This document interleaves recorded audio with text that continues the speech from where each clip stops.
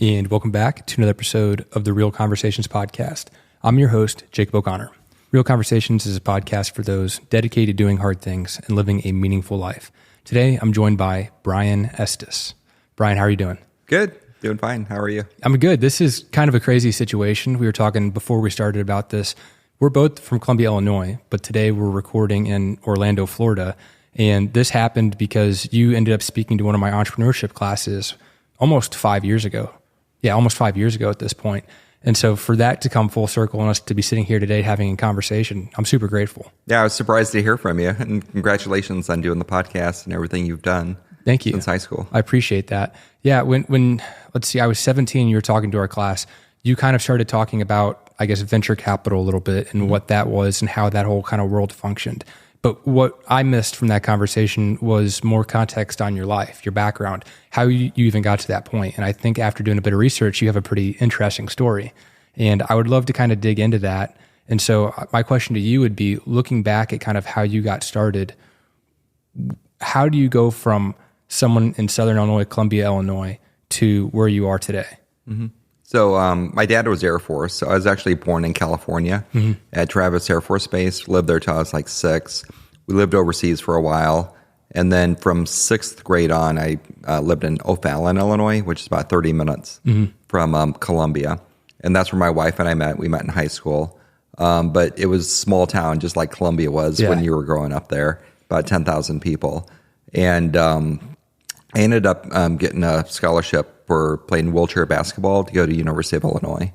And then it was just, hard work, dedication, studying, and basically just outworking everybody. And, having that competition and that internal drive that, some people are born with and some people aren't. So I just happened to be one of the people that was born with that internal, sense of competition. So. I love that. And with your story, there's definitely adversity there. And there was a quote that I heard in one of the podcasts from your dad that you play with the cards that you're dealt. What does that mean to you in your story? Yeah. So when I was 16, I was in a car accident, left my legs paralyzed. Before that, I was, very good athlete. Started playing football when I was in 4th grade. I was 6'4" in 8th grade. Oh, wow. My sophomore year in high school, I was 6'4" and, right around 200 pounds. You're built. Yeah, super fast. I was actually being recruited by some top schools, top colleges when I was in high school. And, the car accident happened. I was driving down a country road in a Volkswagen Bug, like a 72 Beetle, didn't have seatbelts in it, hit the pothole, and it popped the front tire of my car. I was doing like 45 miles an hour. And put me into a skid into a telephone pole. Jeez. And so I ended up breaking my back. So 2 vertebrae in my back, which severed my spinal cord. And then from that day on, my legs have been paralyzed. But yeah, it's, so what was the original question? It was, what does the quote mean to you? Yeah, the quote. So my dad gave me, right after that happened, you're 16, I'm processing like, I was normal, and now I'm riding the short bus to school, right, being in a wheelchair. And he was, we played poker a lot, when I was young, and he was like, these are the cards that you're dealt, you just play the best hand. And that's always stuck with me. I focus on things I can do. I really don't focus on things I can't do. And when you have that kind of mentality, it gives you more of a optimistic and hopeful outlook. So, did that mentality come in straight after the accident, or was it something you had to work into? No, it was. I think I was born that way. I was always jovial and happy and optimistic kid. Yeah, that's awesome. So then you went on to the University of Illinois. How'd you make that choice? Yeah, so I had no idea what wheelchair basketball was. But my dad, my senior year in high school, my dad said, he got a call from University of Illinois, and they knew I was a good football player, and they asked if I would be interested to play wheelchair basketball because they heard about the accident. And I was like, I haven't played basketball since 8th grade, but yeah, I'll go check it out. And went down there and tried out, and I made the team. So they gave me a full ride. Wow. To the University of Illinois. So I played wheelchair basketball at U of I. I only played my first 2 years, but we won the national championship the 4 years I was there. Wow. So, and it wasn't because of me. I wasn't very good compared to the other guys. But yeah, my freshman, sophomore year, got a letter, University of Illinois letter. That's super cool. And so it was a good experience. Did you know going into it that they were really good at wheelchair basketball, or did that happen as you were there? I knew they were competitive. I didn't know like we'd win the national championship. No, which was fun. Yeah, that's super cool. Yeah. So I actually went back. This is maybe 2 or 3 years ago. Got a call from the university. They were honor the basketball team that won the national championship 4 years in a row. And so I went back, and it was during the wheelchair basketball playoffs, and it was University of Illinois playing Texas. Yeah, and it was fun to go to that game and see some of the guys I used to play basketball with, who I haven't seen in like 30 years. That's super neat. Yeah. So what were you studying while you were there? Well, I was pre-med when I went to college. Oh, man. Yeah, I wanted to be a doctor. But my freshman year, I took biology, chemistry, calculus, economics, and I got a C in biology and a D in chemistry, and I got an A in economics. And I was like, okay, well, this medical thing is probably not going to work out since I just got weeded out at Chem 101. And so I switched majors to economics and finance, and it just came natural to me. So I took finance classes, accounting, economics, and it just kind of clicked. My brain is built that way. What do you like about finance and economics? So I majored in economics with a minor in finance. So the economics, it's more of a lot of people think economics is like a hard science, but it's really a social science. You have supply, demand, and you're really talking about how humans interact with each other in economics, whereas finance is more of a hard science. It's time value of money. As an example, Albert Einstein has a great quote. He says that the most powerful force in the universe is the power of compounding. And if you understand compounding, then, you could be successful. And if you don't understand it, you pay the price of compounding. So people that take out a lot of debt, they're paying the price of compound because they're paying debt that compounds over time. And those who buy debt or loan money, they benefit from the power of compounding. And so you see that how it affects people's lives over time. I think it's my wife comes from a German background, and her family is like anti-debt. If you can't save and pay for it, then you shouldn't have it. And so we've lived our life that way. We saved a lot of our income when we were younger, and it's compounded over time. Whereas today, we have a lot of assets, and but it's because of the sacrifices we made when we were in our 20s, 30s, and 40s. We lived well below our means. Compound interest is such a fascinating topic. I often talk about it on the podcast in relation to like habits. Have you seen compounding habits anywhere else in your life? Yeah, I mean, I tell my kids this all the time, but I think your life is an accumulation of all the micro decisions you make every day. So you make 40 good micro decisions a day, then you'll end up 40 years from now with a good life. If your micro decisions aren't very good, then you're not going to end up with a good life. And I've seen that with friends and members of my family that made not so smart decisions when they were younger, and it put them on a bad trajectory. It's fascinating because everyone has an off day or a series of off days, but whenever you hear you hear people say something like, I'll do that tomorrow, or just, not today, and they just keep putting it off into the future, and understanding that is going to compound over time and be something that can affect your life in a very positive or negative way is something that's super interesting to me. Yeah, same here. So you go to the University of Illinois, you major in economics and minor in finance. Did I see you end up going to Cambridge? Was that part of your... Yeah, so my sophomore year at University of Illinois, sorry about that. So I was taking my 200 level economics classes, and I was doing pretty well, and I guess I stood out. And one of the economics professors asked me if I would be interested in representing the University of Illinois at University of Cambridge and do a study abroad program. And I didn't have the money to do it. And they're like, oh, it doesn't cost anything. You just have to pay for your transportation and food when you're over there. We'll pay for the classes and room and board and all, or the room and some of the board. And I was like, sure, let me see if I can raise the money. So I called my sister and I borrowed $2,600 from her. And that's a good sister. Yeah, it allowed me to take the trip and go there for a semester. And I took a couple classes at University of Cambridge and also at London School of Economics. And it was great. I loved it. I was 20 years old at the time. And, just to throw the wheelchair thing back in, it was only 4 years after my accident. Mm-hmm. And so I was still trying to figure out how to live with being in a wheelchair. So I was a little bit nervous about going to a foreign country that's not accessible, really. And back then, Cambridge wasn't accessible. I mean, it just, there were certain rooms that were up on the second floor, and I would have to get out of my wheelchair and like lift myself up the steps. Oh, geez. Like 20 steps, get up to the top. Someone would carry my wheelchair up, and then I had to get back in my wheelchair, and doing that just with your upper body and no use of your legs, 3 times a week, So, but I was in better shape back then.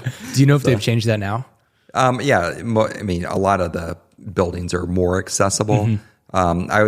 I teach at the Judge Business School at Cambridge. Okay. I'm a guest lecturer over there. So when I go over there now, it's a lot more accessible. That's super cool. But it's not 100%. But a building that's 400 years old will never be 100% accessible. No, that's fair. What was that time? You said you're in your early 20s. You're over somewhere international. What was that experience like? What were some of maybe the things that stuck out to you besides that?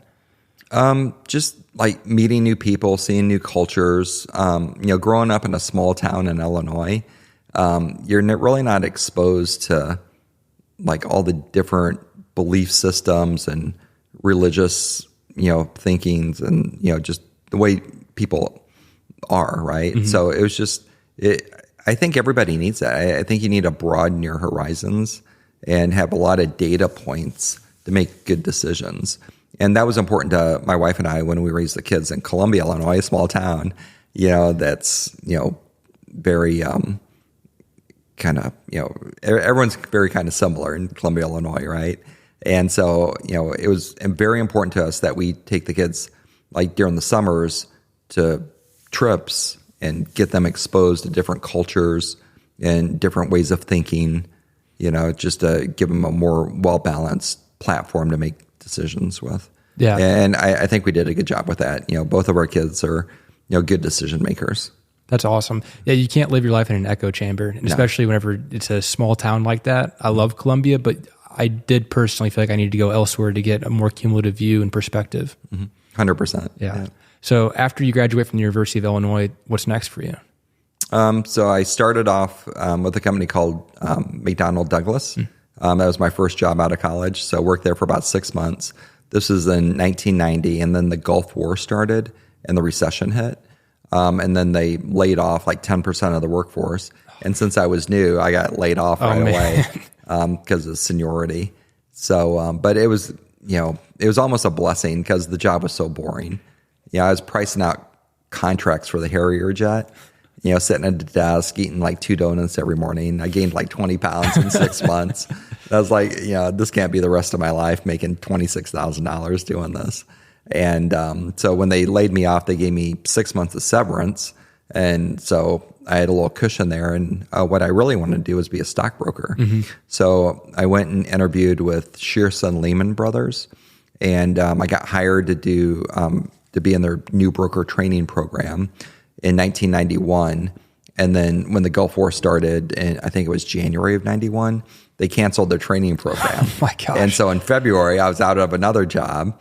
And then the branch manager at Shearson had a good friend who worked at A.G. Edwards & Sons, who was the branch manager of the largest office in St. Louis. And I went and interviewed with them, and they ended up hiring me. And so I spent my first 14 years at A.G. Edwards. My first couple of years, I was a retail stockbroker. And then I moved over to the institutional side and I was an institutional equity broker for about 10 years. And then I started managing money for endowments and foundations. And then in 2014, I left, started my own company, ran that for 10 years. Or excuse me, 2004 I left. And then in 2014, I learned about Bitcoin and started building Bitcoin and blockchain companies back in 2014. Oh, wow. So that's what I've been doing for the last almost 10 years. So 2004, you left and started your own company, or you joined another company? So I started my own, Estes Financial. Actually, the building was on Main Street. Oh, really? In Columbia. It's it's right across from Corey Pharmacy, that old bank building. Yeah, so I worked out of there for a number of years. What was that, financial advising, or what were you doing? So I had basically 7 core clients, which were all endowments and foundations. Okay. So I was managing about $350 million as their outsourced CIO. Just, in Main Street in Columbia, Illinois. Yeah. It was a cush job. I mean, they had been clients for almost, 10 to 15 years. I had, a good relationship with them. The board trusted me. And, when you look at the performance of their portfolios between 2004 and 2014, that 10-year period, their equity performance averaged 24.6% per year. Wow. And the S&P averaged like less than 8% per year during that same time period. And so, they were happy. I was happy. And then, like I said, I learned about Bitcoin in 2014. And, I didn't feel comfortable like putting clients in Bitcoin back then. And I told them, I was like, I want to like focus all my effort on this Bitcoin and blockchain thing. And I can't manage your money and do that. So I sold my practice to Wells Fargo Advisors, to an advisor over there. And I took that money and, I didn't know what venture capital was. And so I learned what that was. And then I started building, Bitcoin and blockchain companies back in 2014. So you were building a venture capital firm, or you were starting the company? I wasn't raising money. It was just my own money. Okay. So, at the time it was about $3 million that I invested in Bitcoin and blockchain companies back in 2014 and 15. That is incredible. How are you scouting these companies and finding the right companies for you to invest in? Yeah. So, Coinbase was the first one. And, so I used Coinbase when I was buying Bitcoin, and I understood that business model, which was basically commission-based, kind of like a stock brokerage firm. And so I networked my way up to Brian Armstrong, who was the CEO at the time, and tried to get in the A round, and he wouldn't let me in the A round because I didn't have anything to bring to the table. More strategic. So the way venture works is that, if it's a good company, they could raise all sorts of money, right? So they don't need just more money. What they need is help building the company. And I didn't know that at the time. And he asked me, he's like, what can you do to help us? And I didn't have a good answer. And then about 6 months later, the B round came along and tried to get in the B round. He won't let me in the B round either. And I was like, okay. So I resorted to actually like calling and networking my way to the employees. Wow. And I think there were like 14 employees at the time. And I ended up getting in touch with one of them and told her, and she was new. And I was like, I know you don't have any stock to sell, but in the future, if you do, let me know. And then the very next day, I get a call from the very first employee at Coinbase. And he's like, I hear you're looking for some stock to buy. And, it just got marked up to the B round valuation. And he needed to, get some liquidity, to pay expenses or do whatever. And so I ended up buying from him and like 2 or 3 other people at Coinbase. And that's how I got my original shares at Coinbase. And then I ended up helping the company out. I helped develop the user interface at Coinbase. And I was a, paid advisor, for a small time. What did Brian Armstrong think whenever he found out Brian Estes found his way in? Yeah, do you know the story? No, I don't. Yeah, so he was pretty pissed. Yeah. So he actually blocked all transfers of stock after I bought stock from 3 of the employees. That's hilarious. And so there was about a 4 or 5 year period where I had the only Coinbase stock that was transferable. And I had people offering me a lot of money for that stock. Yeah. Well above what it was worth. And I was like, I'm not selling. Yeah. So did you guys end up having a good relationship as you became an advisor? Yeah, I don't even know if he knows who I am. Yeah. So, I did take a group of Columbia, Illinois CEO class students to Coinbase. Really? Yeah. So they met Brian and Man, I missed out on that. Yeah. Yeah. So this was when Luke was my son was in the CEO class. And so I took, I think there were like 23 or 26 kids. My wife and I took them out to San Francisco and we went to Apple and met with Eddie Q, who's the senior VP of like services. Yep. Steve Jobs brought him in, when Steve came back to Apple, like 15, 20 years ago. And then met with a number of Apple executives. Took him to Coinbase, Stanford to meet with lead professor there for entrepreneurship. And we spent, I think, like 4 or 5 days out there. That is really cool. Yeah. So I never want to assume that my listeners kind of understand whenever we get into the little bit of the weeds of the financial world here. But if I were to kind of relay what you're saying a little bit differently, it would be that you sold your practice and you said, hey, there's these private companies that I want to invest in because I think that cryptocurrency and blockchain and all of that is technology I want to bet on. And so you had your own personal money that you then went and found these companies and invested in hopes that that money would then appreciate into more money in the future. Yeah. And that's kind of, I guess, in a way, how I would sum up private investing for people that don't understand. Is that fair? That's 100% right. So Coinbase was the first one. Another one was called Digital Currency Group. So DCG is the largest asset manager in the world today in crypto. Oh my gosh. Yeah. So most people have never heard of DCG. It's a private company, but they own the Grayscale funds. Okay. So Grayscale has about $35 billion of crypto assets under management. Yeah. And then they have about 200 companies and like private companies in their portfolio. And then they also owned Foundry. So Foundry is the largest Bitcoin mining pool in the world. Controls about a third of the Bitcoin mining. So I was a very early investor in that company too. And then the first employee at Coinbase, Olaf, he wanted to leave Coinbase in 2016 and start a hedge fund. And so I seeded that company too back in 2016 and helped Olaf develop the business model around cryptocurrency hedge fund. And that's when my son Luke started Off the Chain Capital. Yeah. Because he saw what we were doing at Polychain and he had to start a company. And he's like, hey, Dad, can you show me how to start a cryptocurrency hedge fund when I'm 16? And I was like, most kids did that. Yeah, I was like, I'll show you how to do it and I'll supervise, but I'm not doing any of the work. So he ran it for the first 2 years. And then he wanted to go to college.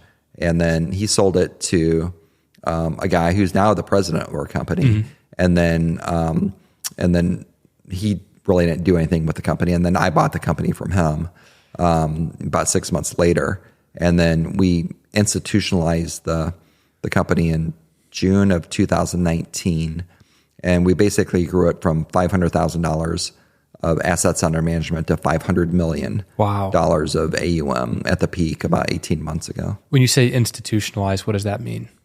So Luke was running it as, basically a quasi-family office for family and friends, right? So, it was, kind of loose around the edges.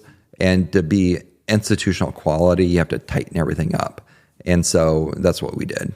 So we had, Luke was using a guy in India for the administration. Yep. And, we hired an institutional quality administrator here in the U.S., so, that costs a lot of money. It's like $5,000 a month at the time. Luke was paying the guy in India, Ramesh, I think it was his name, I think like $500 a month, and he worked for a similar company and he was just doing this on the side, so.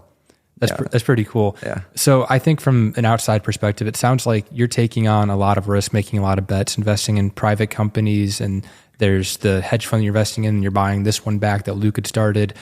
Is your risk profile always been high, or how did you kind of think about and conceptualize risk? Yeah. So what allows someone to take risk is, and there's a lot of things. So one, being young, right, allows you to take risks because, if you blow yourself up, then you're young and you don't have a wife and kids and, responsibilities, right? So, you should take more risk when you're younger rather than you're older. Another thing is having a lack of debt helps you take a risk, because if you have a lot of student debt or just debt, mortgage debt or whatever it is, then you have these payments that have to be made. So you have to take jobs that give you that steady cash flow rather than being able to do a job that has some hopefully more potential upside, right? So, I was blessed where, I had a scholarship to go to college. So I graduated with I think $23,000 worth of student debt. So, that my debt load wasn't too bad. And then, and then there was, 3 years where I wasn't married. So I was working, not married, and making good money, during that 3 years. And then when my wife graduated from college, we got married. She's 3 years younger than me. The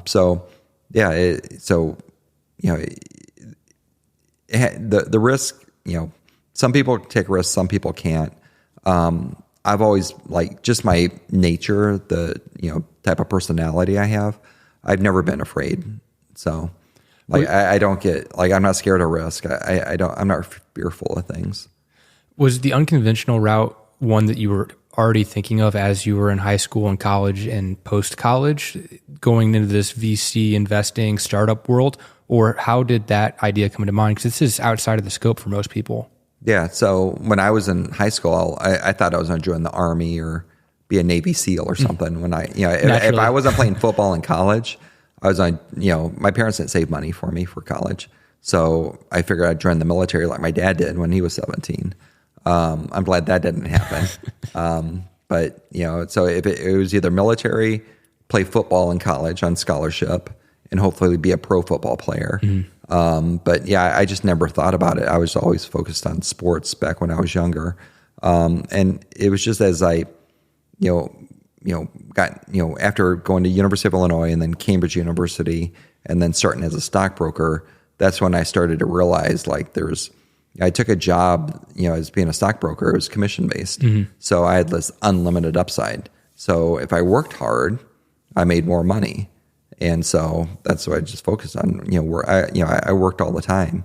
My wife, Kelly, would come home from college and visit me on the weekends, and we would work all weekend, So what, she was 19 at the time. I was 22. And who does that? Most people are going out to the bars and partying, and, we were working all weekend, stuffing mailers, trying to get more clients. And, so we sacrificed when we were younger. And, it pays dividends today because we did that. Did you sacrifice when you were younger because you knew you wanted to live a different lifestyle and maybe not live paycheck to paycheck? Or was that just your nature inherently? No, I think it's a lot more simple than that. So being in a wheelchair, I was always fearful that I'd end up in a nursing home or have someone that would have to take care of me. And I wanted to make enough freaking money. So, I could have I wouldn't be in some nursing home, and not being taken care of properly. So it came from a core of just being motivated to make sure I have enough money to take care of myself. That's incredible. Yeah. So I think you mentioned Off the Chain is a crypto hedge fund. Is that correct? So is that what you're doing full time now, or kind of what is the picture of life now for you? Yeah. So that's my full-time job. I'm the CEO and CIO of Off the Chain Capital. We're also, my wife and I are producing a movie. Wow. Called, so we thought we were going to call it God Bless Bitcoin. Yep. So about a third of the movie is about the moral and religious reasons to be on a Bitcoin standard. The other 2/3 is about the educational part of sound money. Yeah. And so I think we're going to rename the movie to Bitcoin Revolution. And we've been making this movie for the last 2 years. We've interviewed 60 people. The movie should be complete in January and released in April. Wow. So where did this idea come from? I read a book a couple of years ago called Thank God for Bitcoin, which is about the religious reasons to have sound money. And that's kind of what got me down that path.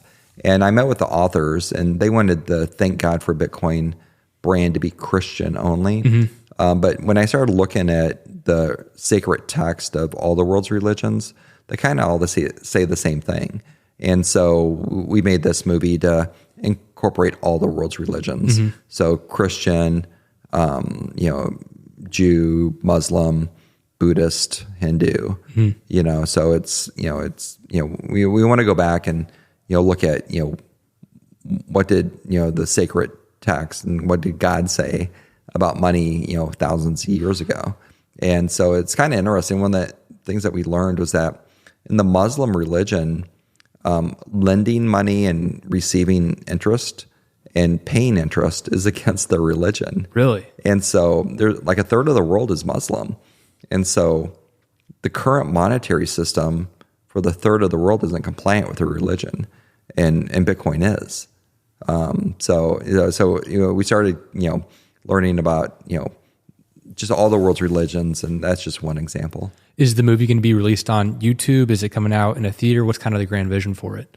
We haven't decided yet. So we're shopping distributors right now, and then we're going to figure that out in the next couple months. That's just crazy. Are you able to talk about any of the interviews or kind of some of the more principles that you have with the movie coming out? Yeah. I mean, so, on a, Christian view, the Bible says, be fruitful and multiply. I think that's Genesis 28. And when you look at the Jewish Torah, it says, have 2 boys and 2 girls. And when you look at the Muslim, Islam, it says, find a fertile woman and have many children.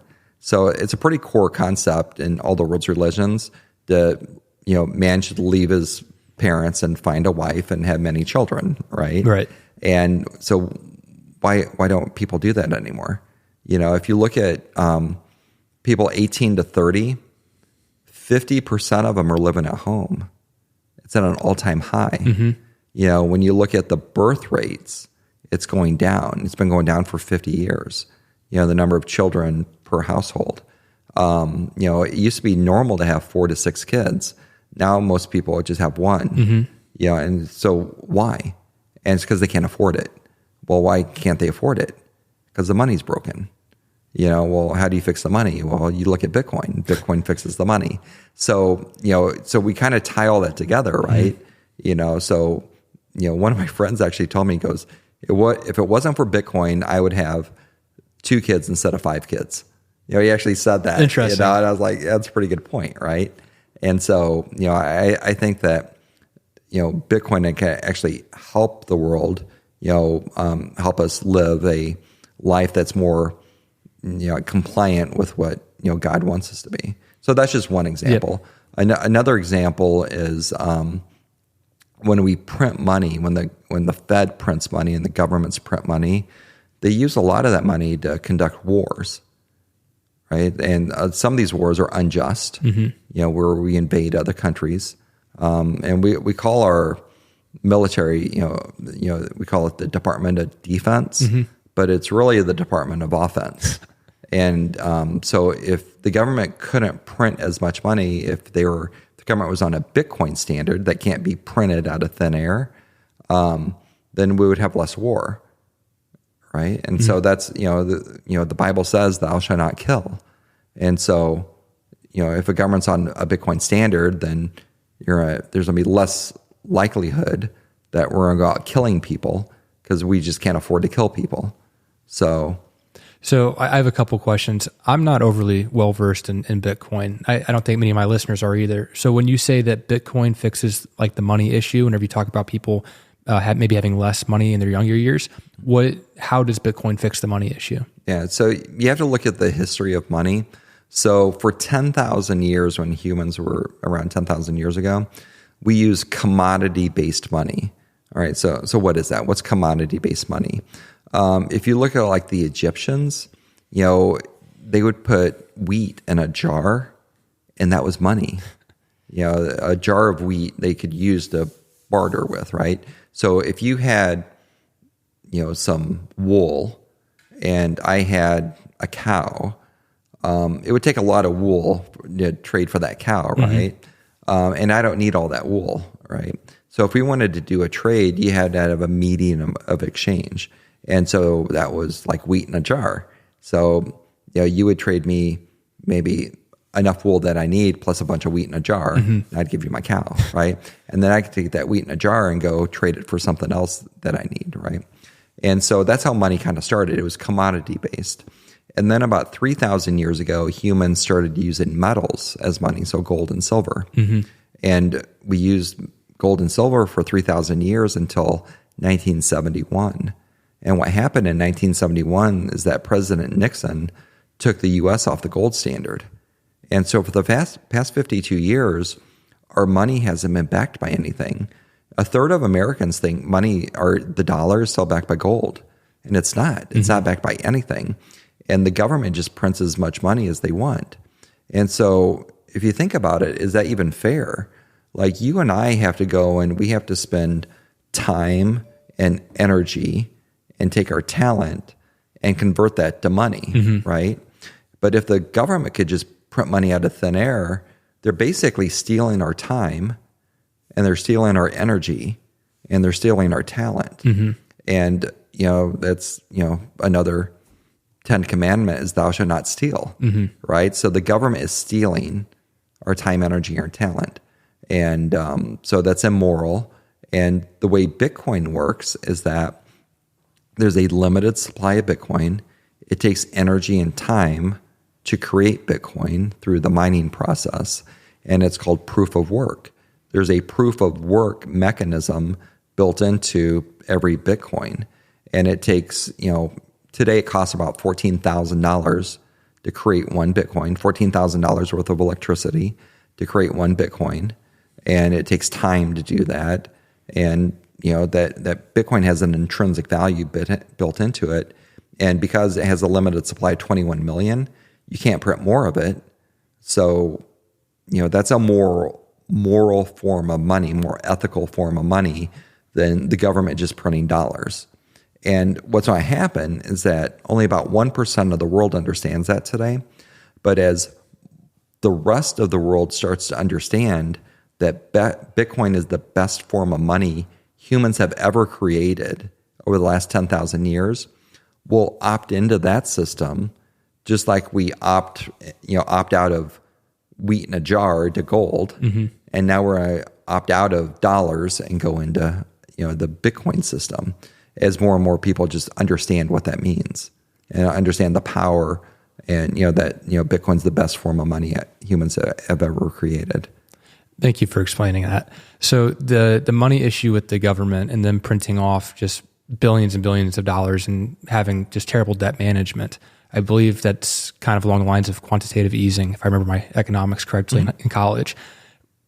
That to change that standard over to cryptocurrency or Bitcoin specifically seems like a massive undertaking. Fundamentally, how do you maybe suggest or what have been your thoughts around how to get that change adopted? Yeah, it's going to take a long time. So the central bank was created in 1913, which allowed this to happen. So it's been 110 years of this process, to occur. It's going to take 100 years to get off of this system. And so I met with Robert F. Kennedy a few months ago. He's running for president. That's awesome. And so I'm advising him on his Bitcoin and blockchain policies. And so the idea I gave him was that, set up a 100-year plan to start backing our debt with hard assets again, like Bitcoin. And so for the first year, when we issue out government debt, and so when you issue out debt, there's a covenant and a bond. And so what the covenant says today is that if the U.S. government issues out $1,000 worth of debt, that in 10 years or 30 years, whenever the bond matures, you get $1,000 back. Okay. But you could easily change the covenant.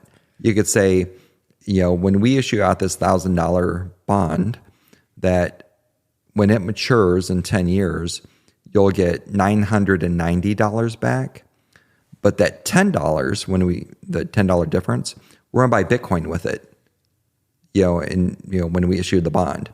So you'll get $990 plus that 0.0001 Bitcoin, and that could be worth maybe $1,000, in the future. So in year one, you backed 1% of the bonds with Bitcoin. And then in year two, you back 2% of the bond debt in Bitcoin. And you do that for 50 years and then 100 years. And in 100 years, whenever the government issues out debt, it has to be fully collateralized and backed up by Bitcoin. And he liked the idea. And so that's part of his campaign today. and he put a little twist on it. He wants to back our debt with Bitcoin and precious metals, which I'm fine with that too. I mean, because gold's been around for 3,000 years. Yeah. Right. So you have Bitcoin and precious metals backing our debt. And that's what his uncle wanted to do back in 1962, JFK. He wanted to start issuing our debt with silver certificates and start backing our debt with silver back in the 60s. What is RFK like? Like, what was that interaction like? Yeah, he's a great guy. So a lot of people think, if you listen to the media, they say, and I've listened to these comments before, that he's a conspiracy theorist. He twists the facts. But when I fact check and when I look at his stance, I mean, it's all based on logic and facts. So I haven't found one example of him, what he stands for, not standing up to the facts. So, so a lot of people say, what he's saying isn't true, but when I ask people, what is he saying that's not true, they can't give me an example. Yep. So I'm still waiting for that example, fact for fact. And I think it's, it's pretty telling that when he challenges people to have a debate with him, to debate the facts, no one will debate him. He seems pretty sharp, even in his age. And one thing I do enjoy about him, I need to do more research politically, but one thing I enjoy is he still works out. Like, there's videos of him online doing pull-ups and push-ups. Yeah, he's in pretty good shape. That's awesome, isn't it? Yeah, he's 69, but he's in really good shape. He's out there doing it. Yeah. 69. Yeah. 69. That's crazy. Wow. So you're advising a political candidate on the cryptocurrency strategy. That's one way of getting it done. Is there any other, I guess, kind of campaigns or interactions that you're involved in to help bring about this cryptocurrency change? Not really. I mean, that seems like a pretty big one. Yeah. Just by itself. I mean, Trump was never a fan of Bitcoin when he was president. Yeah. Biden is anti-crypto. Vivek Ramaswamy is pro-Bitcoin. I'm a one issue voter. Yeah. You're either pro Bitcoin or you're not. So, so that's why I'm looking at Vivek and Mr. Kennedy. Yep. So. Absolutely. Well, as we start to kind of wrap things up here, one question I had for you is, if you had to recommend a couple of books to someone in their early 20s, what would you recommend to them? Yeah. So there's a book called Think and Grow Rich. Napoleon Hill. Yeah. Yeah. So that's a great one. I read that for the first time 30 years ago, and about every 2 or 3 years I read it again, just to refresh, so. What do you like about it? I think the very first story in the book about the little black girl going to the slave master, getting the nickel, I think, from a quarter or whatever. I think it was nickel or quarter. It was just, it just tells you like perseverance and standing up to power, will get you what you want. So that's a great story. Some of the other books that are out there, if you're looking at, the title of this book is like kind of could be offensive, but it's called, what was it? 21 Secrets to Being a Multimillionaire. So that's a really good book, and it's really short. It's maybe 90 pages long. Yeah, and it basically, when you read it, it gives you just rules of the road to be successful. It has nothing to do with really making $1 million. Yeah, it's just like, what do successful millionaires do? What kind of habits do they have?